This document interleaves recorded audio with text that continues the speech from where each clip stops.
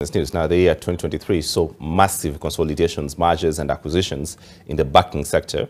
The consolidation was so historic, even a digital lender got the regulator's nod to acquire a microfinance bank.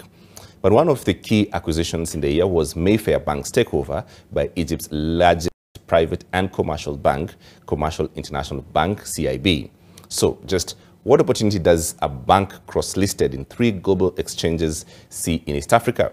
TV's Brian George is back from Cairo with that report. On 29 January 2023, the Central Bank of Kenya granted Commercial International Bank, CIB, consent to acquire the remaining 49% of Mayfair Bank, making Mayfair CIB become a fully owned subsidiary of the bank for a total transaction value of up to $40 million. CIB entered the Kenyan market in April 2020 with an acquisition of 51% stake in Mayfair Bank.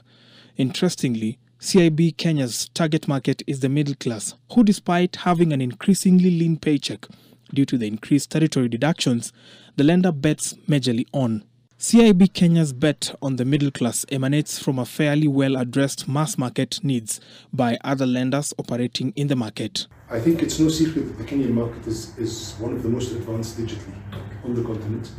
The use of cloud, all of that stuff. So for us, being in Kenya is a learning experience in a lot of ways, especially on the digital front. And digitally, it's the perfect way to grow with a more controlled investment and being in a larger footprint quicker.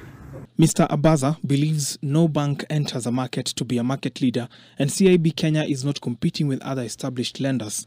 They, however, hope to leverage their advantage with the trade with Egypt and the prospects of facilitating intra-Africa trade. I think it's, as I would say, the continent is the right place to be today. It is where the growth is, it's where growing populations are. Yeah. But at the same time, I think nothing should be too aggressive. We're in a very, very volatile. I mean, who would have expected a global pandemic in the 21st century? Political disturbance, everything. So I think it's a matter of prudence. It's a matter, you want to be there first, but you don't want to overexpose yourself. Yeah. But Africa is where the growth is, a young, dynamic, growing